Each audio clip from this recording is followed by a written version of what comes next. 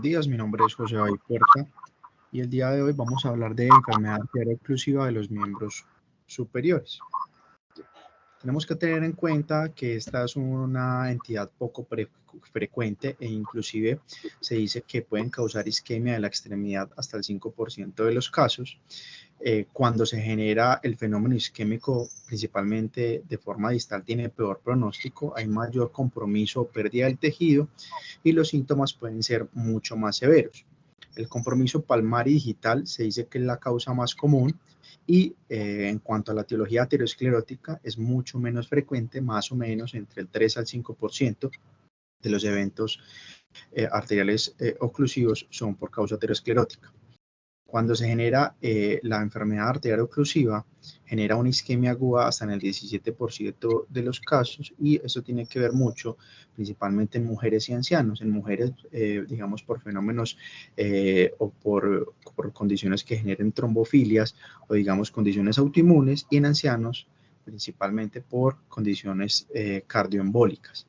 Puede estar asociado con amputación hasta el 8% de los casos. En ese orden de ideas, principalmente cuando es causado o cuando es de origen traumático, e inclusive pueden haber también, digamos, amputaciones de origen vascular por otras etiologías como tal. Cuando hablamos de la enfermedad arterial oclusiva de los miembros superiores, tenemos que recordar la anatomía y vemos que desde el arco aórtico, desde el callado, se da la primera rama, que es la arteria innominada, y esta va a salir la subclavia y la carótida derecha. Luego, siguiendo el arco aórtico, espérenme un momentico, yo pongo el... Luego, siguiendo el arco aórtico, va a salir del lado izquierdo la carótida común e inmediatamente sale la arteria subclavia izquierda. Pueden existir, digamos, como variaciones anatómicas en cuanto al origen o de dónde sale la subclavia, ya que puede haber inclusive orígenes anómalos de la arteria subclavia, por ejemplo, retroesofágico. Entonces se ha visto que las arterias subclavias retroesofágicas podrían comprimir y causar disfagia, pero también estas arterias, por esa proximidad, pueden verse comprimidas y provocar isquemias de las extremidades superiores. Ya mirando digamos, como el recorrido de la arteria subclavia, esta va a pasar sobre la primera costilla posterior al músculo escaleno y se va a convertir en este punto en la arteria axilar en el margen lateral de la primera costilla. Luego la arteria axilar discurre y se convierte en arteria braquial en el margen inferior del músculo redondo mayor. Esta arteria braquial pasa entre los bíceps y entre los tríceps y discurre junto o paralelo con los nervios cubital y mediano. Esto va a generar como ese recorrido a través del húmero y va a irrigar, digamos, como los tejidos blandos del antebrazo. En la fosa antecubital vemos que la arteria braquial se va a dividir tanto en radial, en la arteria ulnar y en la interósea. Distalmente en la muñeca, la arteria cubital y la radial van a irrigar la mano. En cuanto a la circulación colateral, principalmente del hombro, vemos que esta puede compensar muy bien las estenosis y las oclusiones, pero de forma distal, esta no es tan bien tolerada a diferencia que de las estenosis proximales.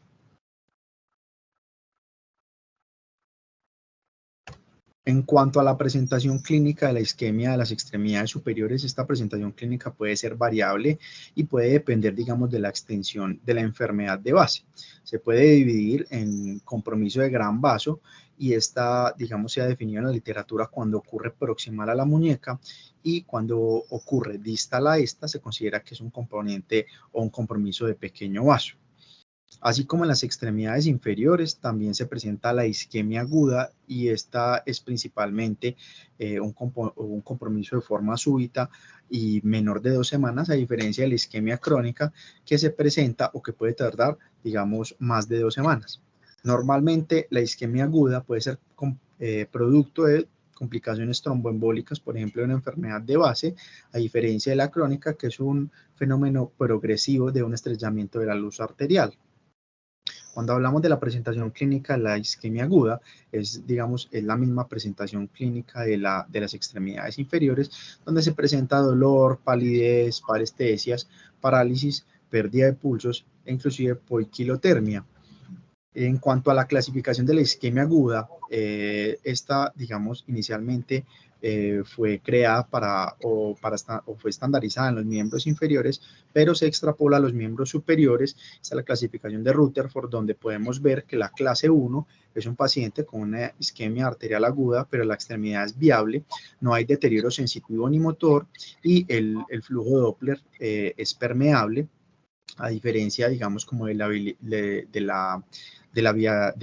grado 2A, que la viabilidad es que hay una amenaza marginal, y ya en cuanto a la sintomatología puede haber una leve alteración sensitivo-motora, y en el Doppler puede haber un flujo arterial que ya es inaudible, y el flujo venoso todavía hasta el momento está preservado.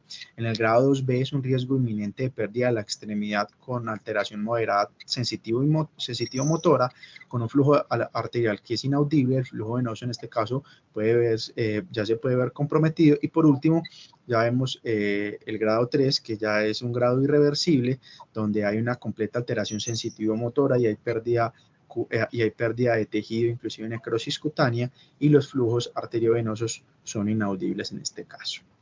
En cuanto a la presentación de la isquemia crónica, vamos a ver que la mayoría son asintomáticos.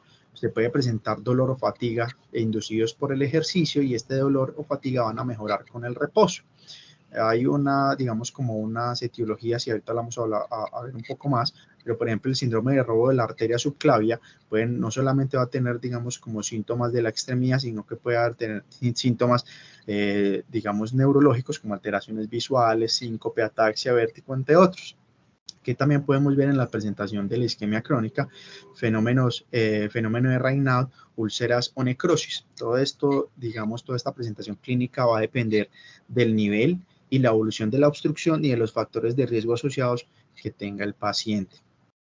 Cuando clasificamos, como la oclusión de las arterias de los miembros superiores, esta puede subdividirse dependiendo de su etiología, si es vasoespástica u oclusiva. Si es vasoespástica, pues, estamos frente a un síndrome de Raynaud, el cual compromete los vasos pequeños o más distales, y etiologías como oclusivas, vamos a estar frente a un componente aterosclerótico o un componente no aterosclerótico. El componente aterosclerótico se caracteriza porque va a generar un compromiso en los vasos más proximales, entonces, por ejemplo, la arteria subclavia axilar y el tronco brachiocefálico, pero las estenosis, vasculitis o fenómenos embólicos puede ocurrir tanto en grandes vasos o en vasos proximales como en vasos distales. Cuando miramos la localización dependiendo de la etiología, encontramos que, por ejemplo, la aterosclerosis, como ya se mencionó, es compromiso de vasos más proximales, lo mismo que la arteritis de células gigantes y el Takayasu, pero el Takayasu, la displasia fibromuscular y los fenómenos embólicos también pueden generar un compromiso axilar, y los fenómenos o la etiología embólica puede comprometer, todo el lecho arterial. Cuando miramos el componente del tejido conectivo, los estados de hipercoagulabilidad, inclusive las crioglobulinemias, tienen un compromiso mucho más distal, principalmente de las muñecas hacia los dedos. Inclusive la diabetes también está asociada con un compromiso más distal del antebrazo y de las manos. Esto es un estudio que traje, que fue publicado en el Journal de Cirugía Vascular y Endovascular. Es un estudio retrospectivo que se realizó en Estados Unidos entre el 2005 y el 2013, donde una serie de casos de 64 pacientes que habían tenido tanto compromiso arterial embólico o trombótico de las extremidades superiores, y que encontraron que, en este caso, en cuanto a la frecuencia de cuál fue la causal del mismo, encontramos que los fenómenos embólicos, principalmente cardioembólicos, fueron los que más presentaron esta entidad, seguido por un componente traumático y un fenómeno aterosclerótico. También en estos pacientes, los factores de riesgo clásicos como son la hipertensión, diabetes, hiperlipidemia y tabaquismo se presentó en más del 50% de los casos, y la arteria humeral fue la que se comprometió principalmente en 61% de los casos, seguida por la cubital más o menos en un 30 o un 35% y la radial en un 28% de las mismas. Cuando empezamos a mirar las etiologías, digamos como un poco más a fondo, encontramos que la etiología embólica, que ya se mencionó previamente, es la principal causa de isquemia aguda, que puede ser causal hasta el 92% de las mismas, y el origen cardioembólico me podría explicar entre el 50 al 75% de estos, principalmente la fibrilación auricular, pero también van a haber otros orígenes embólicos, como son el origen embólico valvular, los trastornos de la contractibilidad que me puedan generar hipoquinesia, inclusive que se formen trombos intraventriculares, la aterosclerosis de la válvula aorta o de la subclavia, inclusive los aneurismas de esta. El sitio más común, como ya se mencionó previamente, son los vasos proximales o inclusive digamos como la bifurcación de la arteria braquial hasta en un 60% y la arteria axilar en un 26%. Por lo tanto, cuando sospechamos un paciente con una etiología de origen embólico, va a requerir los estudios, digamos, pertinentes, un electrocardiograma, un Holter si lo requiere, un ecocardiograma transtorácico, inclusive una angiotomografía, dependiendo de la etiología que se esté sospechando. Cuando hablamos de la aterosclerosis, esta es una entidad que genera una enfermedad oclusiva más progresiva y la sintomatología en general es una sintomatología en isquemia crónica de la extremidad que puede ir desde un paciente asintomático hasta una isquemia crónica amenazante de la extremidad. El origen es de la arteria subclavia izquierda, es el más común, y en pacientes con enfermedad renal crónica en diálisis también se puede ver fenómenos ateroscleróticos, pero mucho más distales en manos y en dedos, y eso tiene que ver mucho con la canulación de los pacientes, porque pueden generar inclusive ateroembolia como tal. También van a estar asociados con los factores de riesgo de la aterosclerosis en cualquier otro lecho vascular, como son el tabaco, hipertensión, dislipidemia, diabetes y el sexo masculino. Y es muy importante reconocer que la enfermedad aterosclerótica no es un compromiso único de un vaso, sino que es una enfermedad sistémica que puede afectar múltiples lechos vasculares. Y esto lo vamos a ver, digamos, como reflejado en la gráfica, donde pacientes, por ejemplo, con enfermedad arterial periférica, dada por un índice tobillo-brazo menor de 0.9, en este caso no hablan de enfermedad aterosclerótica de miembros superiores, pero digamos como la importancia es que, por ejemplo, en este caso, estos pacientes pueden tener afectación concomitante coronaria entre un 25 y un 70% de los casos, una estenosis carotidia significativa, o sea, más del 70%, entre un 14 y un 19%, o una estenosis de la arteria renal entre un 10 a un 23%. Por lo tanto, esto es una enfermedad sistémica con componente plurivascular, y si ya tiene compromiso en un vaso, probablemente ya tenga compromiso en otros vasos, que es, digamos, como un mensaje que quiero que nos llevemos para la casa. En cuanto a la enfermedad arterial aterosclerótica, vamos a ver que a diferencia de la enfermedad arterial periférica, como lo mencionamos previamente, de los miembros inferiores, el compromiso de los miembros superiores es, digamos, mucho menos común. Se ve más o menos en un 5% de los casos. Las localizaciones más frecuentes, como ya lo mencionamos previamente, la arteria subclavia en su origen y la arteria axilar, y es 4 veces más frecuente que se genere en la arteria subclavia izquierda. Esto es derivado de un flujo turbulento en el nacimiento de la aorta. Hay dos elementos claves que nos deben hacer sospechar, por ejemplo, una enfermedad arterial periférica de las extremidades superiores. Primero, que haya enfermedad arterial periférica de las extremidades inferiores, primer punto, y segundo, que la diferencia entre tomas, entre la presión arterial de ambos brazos, haya una diferencia entre 10 a 15 milímetros de mercurio. Ahí ya cuando yo empiezo a sospechar que puede haber un componente obstructivo de la misma. En cuanto a los estudios vasculares no invasivos, vamos a ver la ultrasonografía, donde un hallazgo, digamos, de una velocidad picosistólica por encima de 240 centímetros por segundo me va a predecir una estenosis significativa mayor del 70%, y esto es extrapolado de los estudios, digamos, como los criterios de los miembros inferiores. Sin embargo, pueden existir ciertas limitaciones, principalmente, por ejemplo, en vasos vertebrales o en las venas subclavias muy proximales, donde su origen puede ser intratorácico y no se alcanza a delimitar bien, como, digamos, bien la estructura. Cuando se genera una estenosis más del 80%, principalmente en el origen de la subclavia.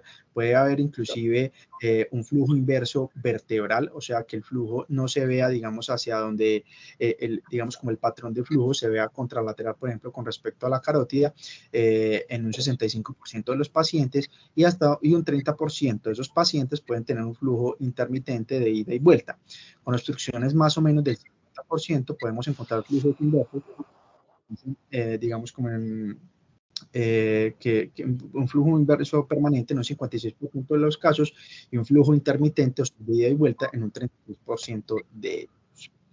Aquí tenemos, digamos, una evaluación de ecografía de la arteria, de una arteria axilar, donde vemos una placa que se aprecia en modo M, y podemos determinar que hay un aumento mayor del 50% de la velocidad picosistólica en el flujo preestenótico y estenótico, y en este orden de ideas consideramos que el paciente tiene una estenosis hemodinámicamente significativa. De igual forma, podemos evaluar el flujo postestenótico, donde encontramos unas ondas Doppler amortiguadas. ¿Me están viendo la pantalla o no? Es que escucho como mucho ruido. ¿Aló?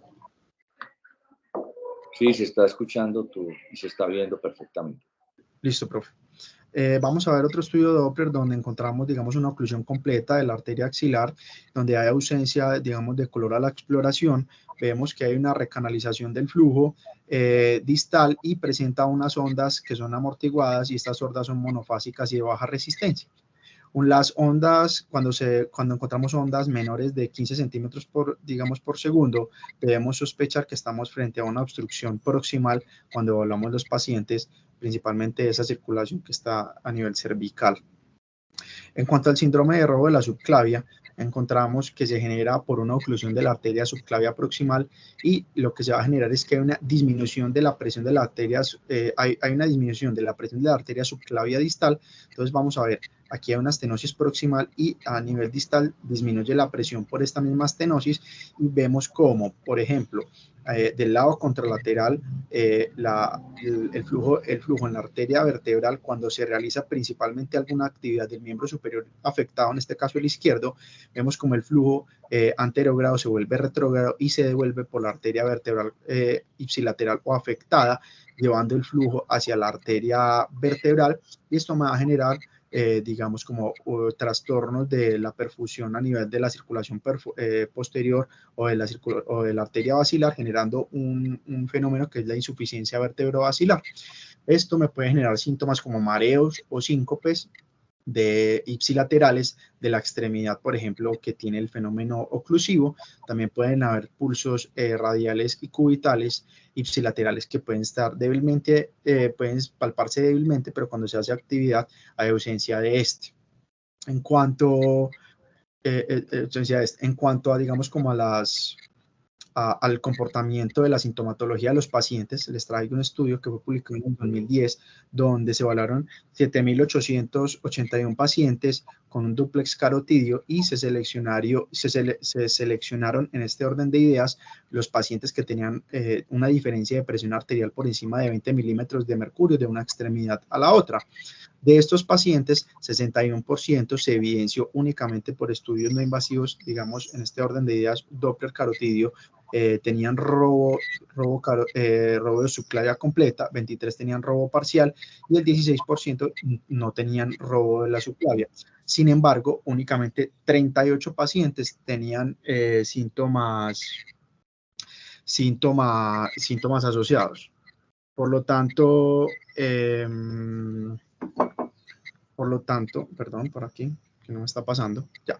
Por lo tanto, los pacientes normalmente son asintomáticos cuando tienen el síndrome de robo de la subclavia, y cuando los síntomas ocurren, generalmente son debidos a isquemia de la extremidad, y los síntomas vertebrovascilares son mucho más raros y pueden, digamos, coexistir cuando hay otras alteraciones de la circulación posterior o del polígono de Willis. Se puede producir, digamos, dolor para la actividad física del brazo, fatiga, frialdad, parestesias y pesadez. Estos síntomas se asocian de forma más frecuente con diferencias de presión, cuando son mucho más marcadas, por ejemplo, por encima de 40 milímetros de mercurio.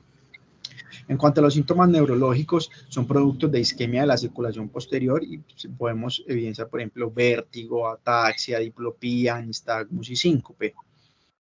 En cuanto a los estudios, en cuanto a la evaluación diagnóstica, ¿qué podemos encontrar? Que el diagnóstico de esta etiología muchas veces puede ser clínico y se puede sospechar cuando hay un tema de presión arterial en cada brazo, con palpación de pulso y hay una alteración más o menos entre 10 a 15 milímetros del mercurio con respecto de una extremidad a otra. Una de las maniobras que, digamos, que se describen en diferentes libros semiológicos es que uno podría medir la presión arterial en reposo y 2 a 5 minutos luego de que se le haga al paciente un ejercicio en el consultorio, evidenciando que si hay un delta de presiones por encima de 20 milímetros de mercurio en reposo y luego del ejercicio, yo podría sospechar que hay una obstrucción proximal o una estenosis de la arteria subclavia. También cuando hay soplos de la fosa supra infraclavicular, en ese orden de ideas podremos sospechar este. En cuanto a los estudios, por ejemplo, la pletismografía, ¿qué encontramos? Por ejemplo, cuando se realiza una pletismografía, esta nos puede ayudar tanto el nivel y la extensión de la estenosis o la oclusión. También, por ejemplo, en este caso vemos una pletismografía donde el paciente tiene una estenosis de la arteria subclavia izquierda. Vemos que hay un gradiente de presiones del miembro superior derecho con respecto al izquierdo, que es mucho más marcado.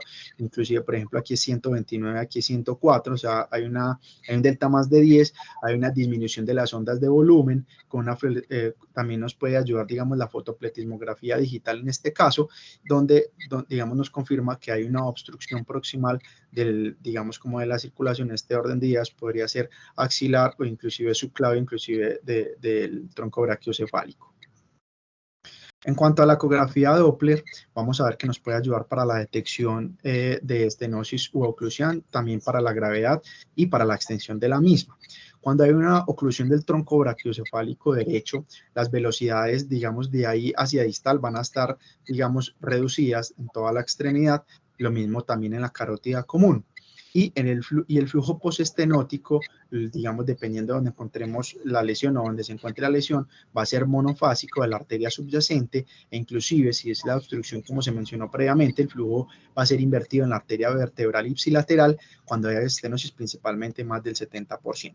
Entonces se han descrito diferentes patrones en la ecografía Doppler que nos pueden orientar o que nos pueden decir que el paciente tiene, que está en riesgo o tiene una obstrucción de la arteria subclavia, y esto tiene que ver mucho con la inversión del flujo.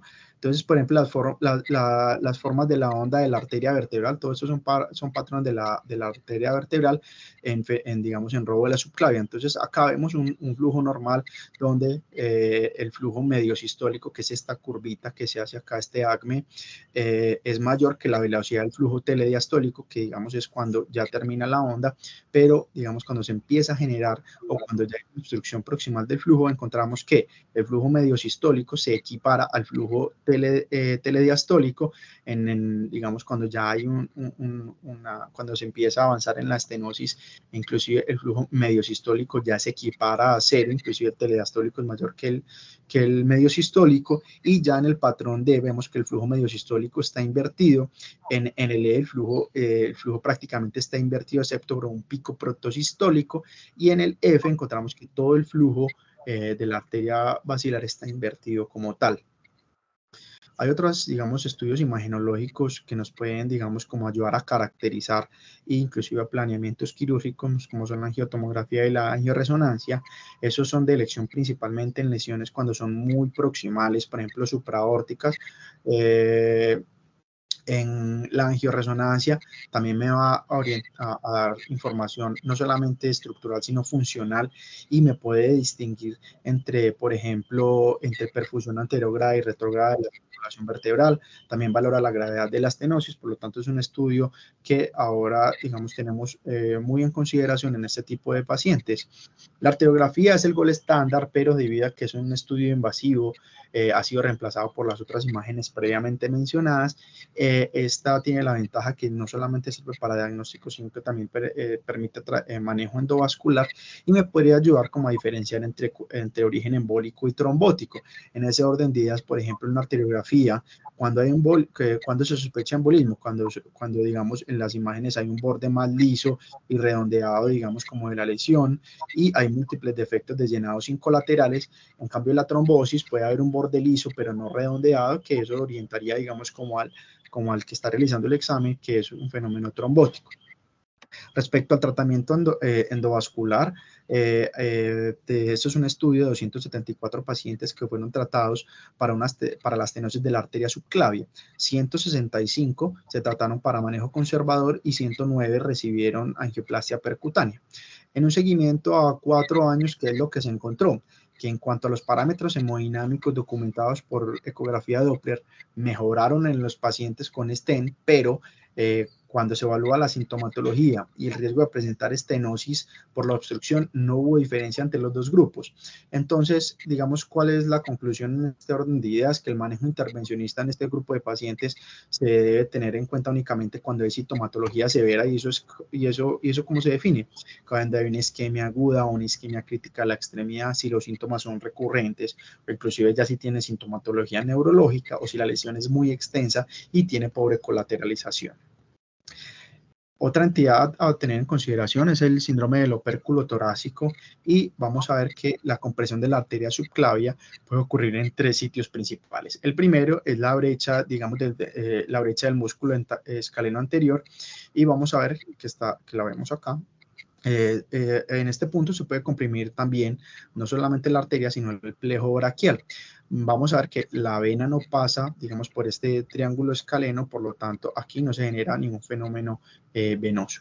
Pero ya cuando hay un paso a través del espacio costoclavicular, acá la vena ya sí pasa, y por lo tanto es el sitio donde más se presenta oclusiones venosas. Y está el último origen del síndrome de opérculo torácico, que es el paso por debajo del músculo pectoral menor en el sitio del proceso coracoide. Encontramos que el síndrome del opérculo torácico es una etiología de baja prevalencia, se presenta en menos del 1% de los casos. Los síntomas van a ser dados principalmente por dolor, palidez y parestesias asociadas con la actividad de los miembros superiores. Se puede generar, digamos, claudicación intermitente, inclusive claudicación persistente, dependiendo del grado de la obstrucción. Hay unas maniobras semiológicas que tienen una sensibilidad y especificidad variables, como son, por ejemplo, el test de Addison, que el paciente sentado, apoyando las manos sobre el muslo, se van a palpar los pulsos radiales, y mientras el paciente realiza una inspiración profunda, vamos a ver que se realizan diferentes movimientos de extensión y se gira la cabeza hacia un lado y hacia el otro. Inicialmente se gira la cabeza hacia el lado asintomático, luego hacia el lado sintomático. Si existe, por ejemplo, una costilla cervical o una mega apófisis transversa S7, vamos a ver que el pulso radial se deja de palpar. Está la otra maniobra, que es la maniobra de Roche, que es el paciente se sienta con la cabeza en posición neutra y los brazos están en abducción, en rotación externa y a 90 grados, así como se ve en la gráfica, lo mismo que los codos van a estar flexionados, y se le dice al paciente que ahora extiende y flexione los dedos durante un máximo de 3 minutos. Si hay síntomas de isquemia de la extremidad, cansancio, inclusive parestesias, podemos estar en el sitio donde se genere, digamos, como esta sintomatología, podemos sospechar que haya un síndrome de opérculo torácico. En cuanto al test de Reich, encontramos que el examinador él palpa el pulso con una mano y va a posicionar el miembro superior a evaluar en una posición de flexión de 90 grados. Se flexiona el codo a 90 grados y se hace una abducción una abducción y una rotación externa. Y con la otra mano lo que hace el examinador es que estabiliza el hombro. En este orden de ideas, cuando se hace esto y hay ausencia del pulso, probablemente se sospeche que estemos frente a un síndrome de opérculo torácico, pero aunque estas maniobras pueden, digamos, poner en manifiesto la sintomatología de los pacientes con síndrome de opérculo torácico, estas maniobras también podrían obliterar, digamos, el pulso arterial per se, sin que el paciente tenga un opérculo torácico. Por lo tanto, hay que saberlas interpretar como tal. En cuanto a, digamos, como dentro del espectro del síndrome de opérculo torácico, las principales manifestaciones van a ser neurológicas, dadas, digamos, por debilidad, parestesias, pesadez, inclusive dolor neuropático, y hasta el 1% puede tener eventos arteriales como tal, dado por un compromiso arterial agudo. Dentro de los hallazgos en cuanto a las arteriografías o en cuanto a la anatomía que se puede dar en los pacientes con opérculo torácico, eso es una serie de casos donde se les hizo arteriografía a diferentes pacientes con síndrome de opérculo torácico. ¿Y qué se encontró? Por ejemplo, ¿cuáles fueron los hallazgos más importantes? Por ejemplo, aneurisma de la arteria subclavia se presentó en 12 pacientes, una estenosis postural con dilatación postestenótica o inclusive una estenosis postural sin dilatación en la arteria subclavia.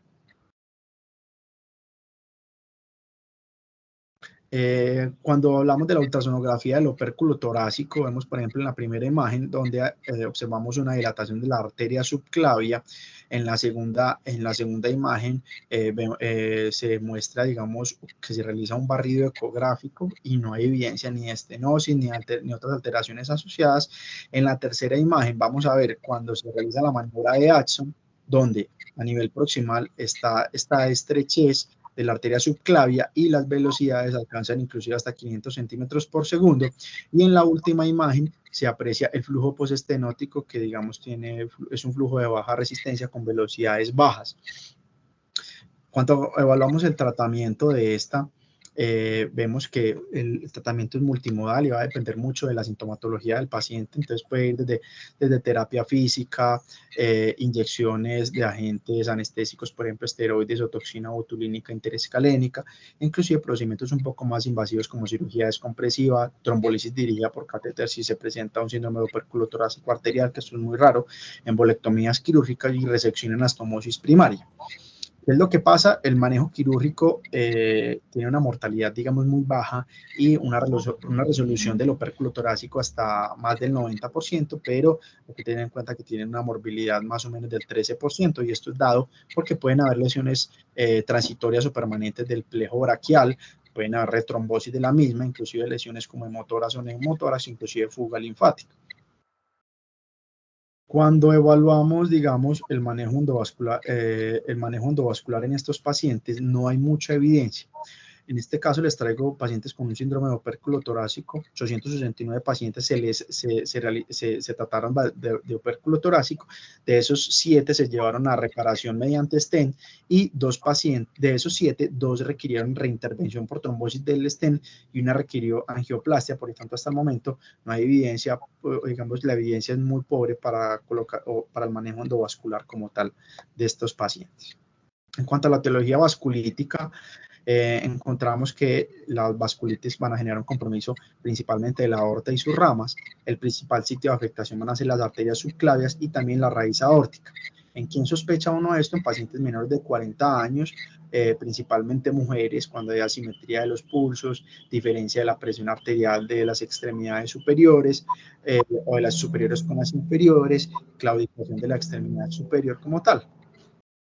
Y vemos, por ejemplo, una revisión de 36 pacientes donde la arteritis de células gigantes, encontramos que la principal sintomatología de la arteritis de células gigantes fue la claudicación, el fenómeno de Raynaud y la isquemia digital, pero no tanto la presencia de ulceraciones digitales. Asimismo, vemos que la localización o el compromiso o el mayor compromiso que se evidenció en este orden de ideas fue la arteria subclavia y la axilar, con una menor incidencia de la arteria braquial.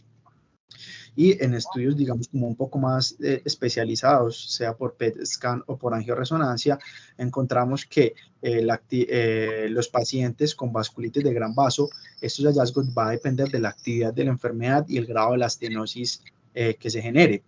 Por ejemplo, en este estudio se evidenció que la arteritis de células gigantes presentó, digamos, una mayor actividad inflamatoria comparada con la enfermedad de Takayasu, pero cuando comparamos, digamos, los síntomas de la claudicación de las extremidades, en Takayasu fue mucho más prevalente los síntomas de isquemia de la extremidad comparada con la arteritis de células gigantes como tal. Los hallazgos, digamos, en la ultrasonografía o en el Doppler, vemos que puede haber un engrosamiento de la pared vascular más de 1 milímetro con una estrechez circunferencial de la luz. Por lo tanto, los pacientes con sospecha de arteritis de la célula de la temporal o de células gigantes, que se mande, digamos, no sé, un protocolo del temporal, siempre tener en cuenta que se debería evaluar los vasos subclavios y vasos axilares por lo mencionado previamente.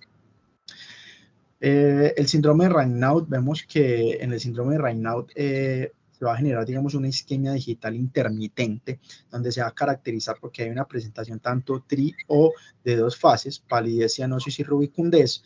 Esta puede estar acompañada por entumecimiento y edema de los dedos afectados. Hay que tener en cuenta que hay que diferenciar entre la enfermedad de Raynaud y el síndrome de Raynaud. En la enfermedad del Raynaud se presenta más que todo un ataque vasoespástico, que este va a ser precipitado por el frío o por el estrés emocional. En general se dice que son simétricos bilaterales, no hay necrosis digital ni gangrena, no hay antecedentes de importancia ni alteraciones al examen físico, ni a la revisión por sistema, ni en los exámenes, por ejemplo, redactantes de fase aguda, que me hagan sospechar una causa secundaria, y en la capilaroscopia va a estar normal. A diferencia del síndrome de Raynaud, que se dice que más o menos se puede dar por encima de los 40 años, pues cuando se sospecha una etiología secundaria, es de predominio de sexo masculino. Los eventos dolorosos pueden ser severos y puede haber inclusive pérdida tisular e isquemia. Esos ataques no son simétricos, sino que son más asimétricos, y va a haber una capilaroscopia normal y van a haber otros hallazgos sistémicos que pueden orientar hacia una etiología secundaria como tal. Entonces, cuando evaluamos, digamos, como las diferentes etiologías que pueden estar asociadas al síndrome de Raynaud, vemos, por ejemplo, enfermedades vasculares del colágeno, la esclerosis sistémica, que es la que más se asocia entre un 80 al 90% de los pacientes con esclerosis sistémica podría tener síndrome de Raynaud. Y la artritis reumatoide, la dermatopolimiositis en un 30%, las enfermedades mixtas del tejido conectivo, los Sjögren y las vasculitis necrosante. También las enfermedades oclusivas arteriales como la aterosclerosis, la enfermedad de Weber, inclusive fenómenos tromboembólicos venosos distales, arteriales distales, perdón, pueden tener, digamos, manifestaciones del síndrome de Raynaud. Y las discrasias sanguíneas, como ejemplo los síndromes de hiperviscosidad como crioglobulinemia, las crioaglutininas en un 91%, criofibrinogenemia y enfermedades mieloproliferativas. Otra etiología a tener en cuenta es la tromboangitis obliterante.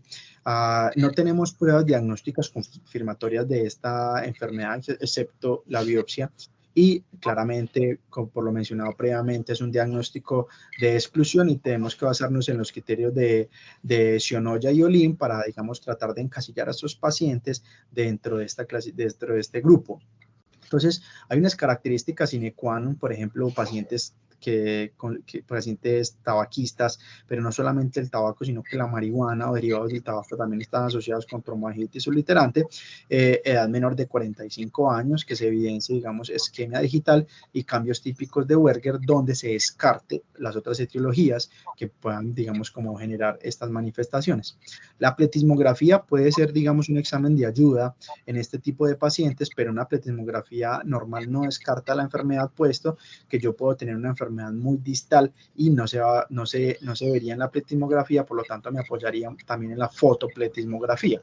En este estudio vemos, digamos, cómo el compromiso es predominantemente de miembros inferiores hasta en un 74%, y cuando evaluamos el compromiso único de miembros superiores se presenta únicamente en un 5%, pero no es una cifra despreciable, y además puede tener un compromiso tanto de miembros superiores como inferiores en un 20%.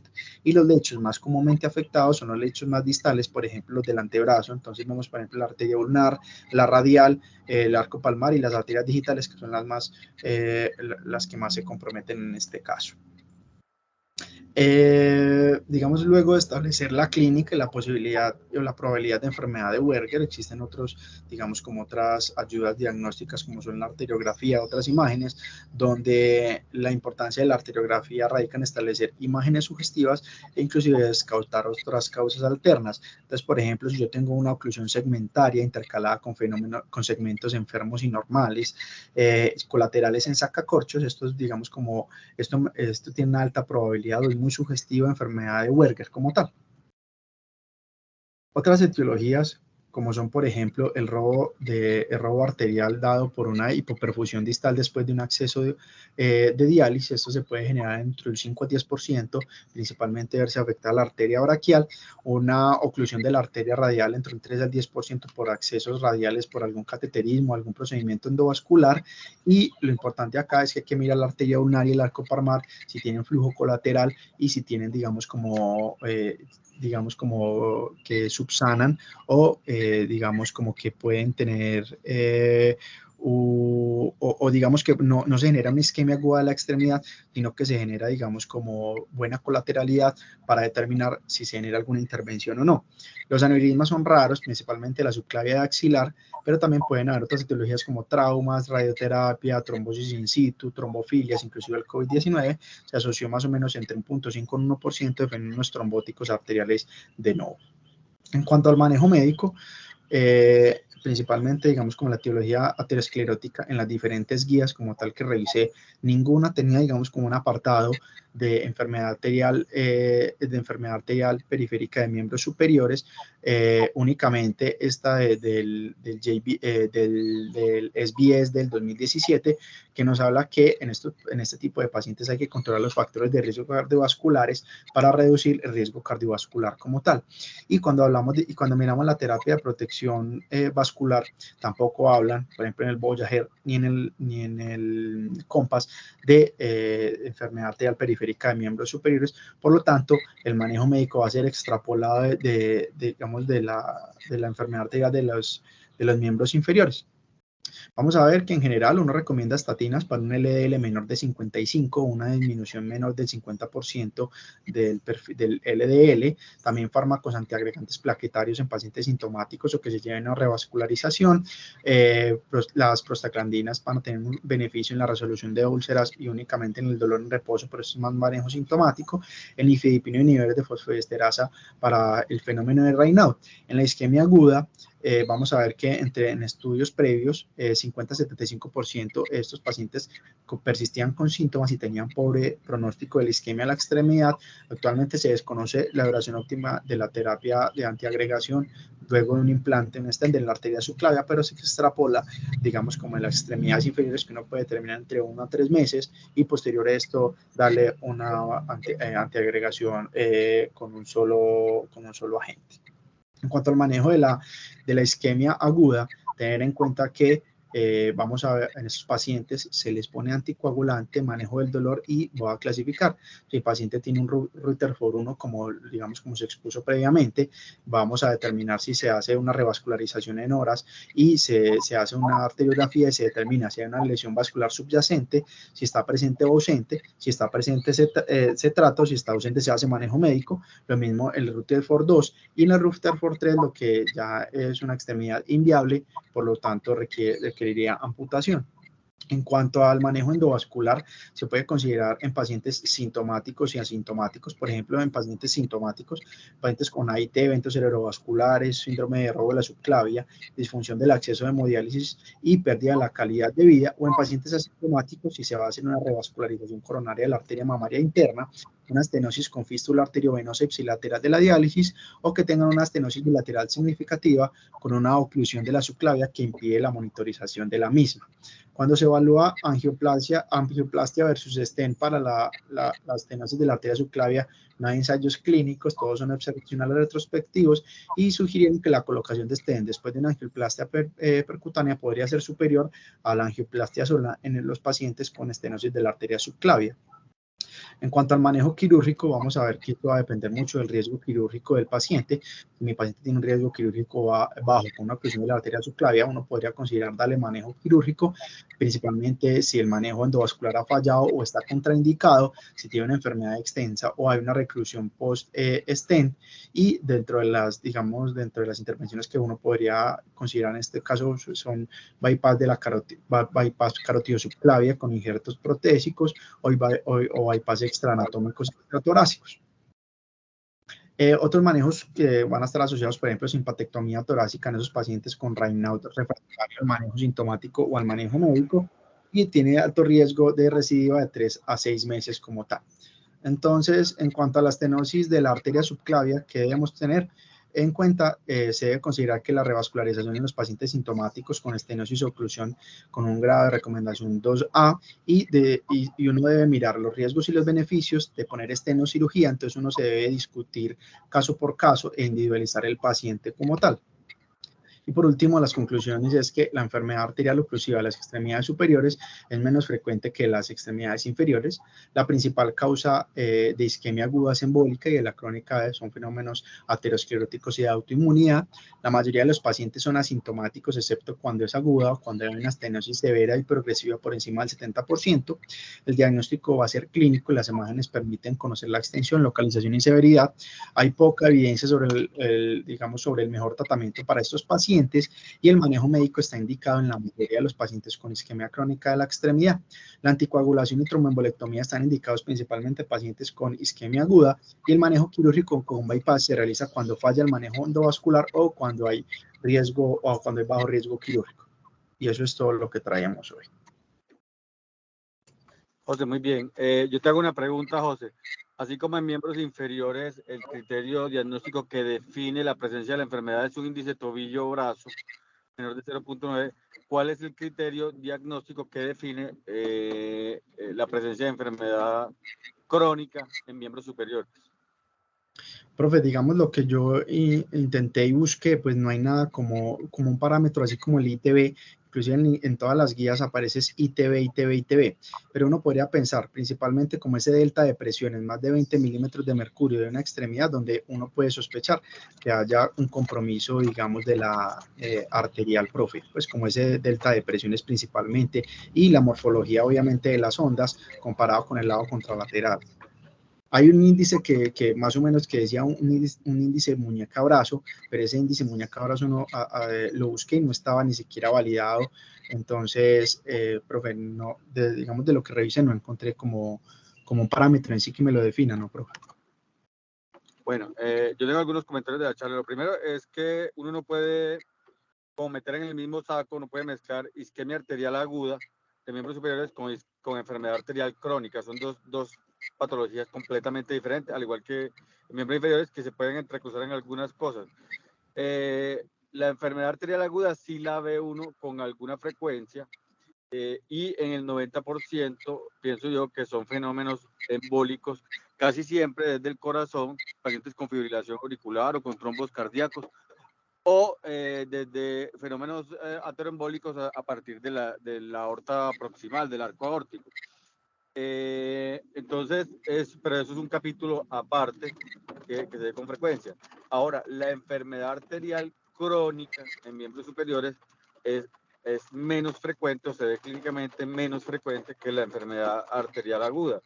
Y tú lo dijiste bien, a diferencia de los miembros inferiores donde el 90 y pico % de las causas son ateroscleróticas, acá no es la principal. Y cuando es una enfermedad aterosclerótica es porque el paciente está supremamente enfermo de sus arterias.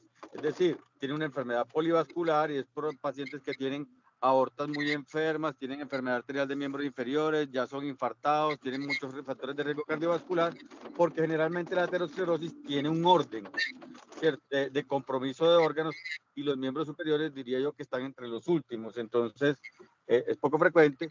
Y cuando se presenta, la experiencia que yo tengo es que el sitio que más le gusta es el origen de la arteria subclavia izquierda, probablemente por el ángulo agudo que tiene esa arteria saliendo de la aorta, es el sitio donde uno más frecuentemente la ve. También otras patologías, por ejemplo, uno de los criterios diagnósticos del Takayasu es precisamente que tenga compromiso de la subclavia izquierda proximal. Y el diagnóstico, más que por los síntomas de la extremidad, uno, o por lo menos yo, cuando he hecho esos diagnósticos, casi siempre los he cogido, es porque el paciente tiene unos síntomas neurológicos que pueden ser atribuibles a fosa posterior neurológica, le mandan un Doppler de carótida y uno se encuentra un robo de subclavia y a partir de ahí empieza uno a tirar la cuerda. Entonces toma la presión de los pacientes y ve que hay diferencias, le hace un Doppler, encuentra un compromiso de subclavia proximal o le hace una pletismografía que muestra pues un compromiso proximal. Y si bien la enfermedad arterial crónica de miembros superiores es poco frecuente, mucho más lo es la isquemia que amenaza la extremidad. es poco frecuente. Así como en miembros inferiores del 1 al 3% de los pacientes que tienen enfermedad arterial crónica, acá también es poco frecuente. Entonces, hay otras causas que tú las mencionaste que uno ve con más frecuencia, que son los compromisos distales en pacientes con patologías autoinmunes o pacientes que tienen robos de fístulas o incluso si ve uno a veces arterias calcificadas en pacientes renales crónicos, sobre todo las arterias del antebrazo, si ve uno que se calcifiquen. Yo te quería hacer dos preguntas, José. La primera es si viste algo relacionado, porque está descrito, de enfermedad arterial de miembros superiores en el contexto de pacientes que usan muletas. Es la primera. Y la segunda es, ¿cómo haces para diferenciar? Porque a veces no es fácil. ¿Cómo haces para diferenciar en un paciente, por ejemplo, que te diga con una isquemia digital, si se trata de un fenómeno obstructivo o si se trata de un fenómeno vasoespástico? Y no siempre el paciente te llega diciendo que tengo clarito un Raynaud.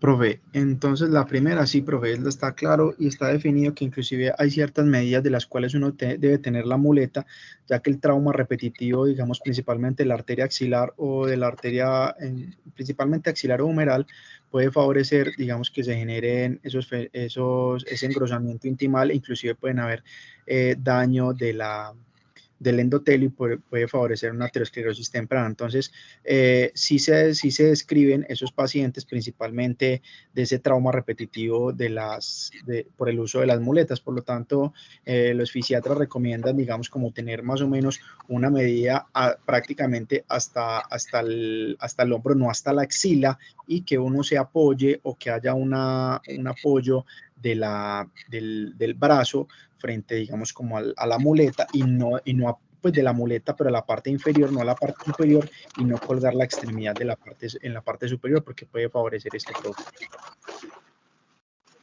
Y la segunda pregunta, la del tema de cómo diferenciar un evento vasoespástico de un evento oclusivo. Un evento, pues digamos, lo primero sería pues determinar las características, si es... Sí, pero la idea es que hay pacientes que no te llegan con la clínica de síndrome de Raynaud, no te lo van a describir. Entonces, si hay algún examen que a ti te permita hacer esa diferenciación. Pues sí, digamos como los estudios del Raynaud que son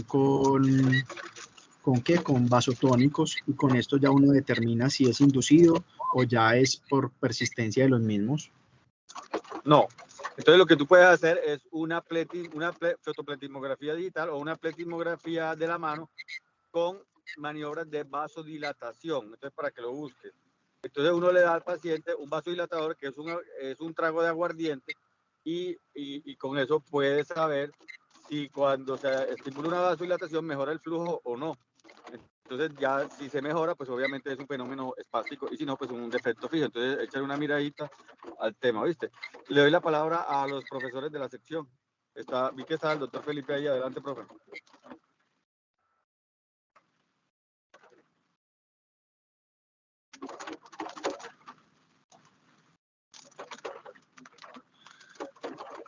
Bueno, los otros profesores, el doctor Rafael, el doctor Ignacio Tobón y el doctor Cataño tienen la palabra. Sí, buenos días. Yo tengo una pregunta muy específica para José.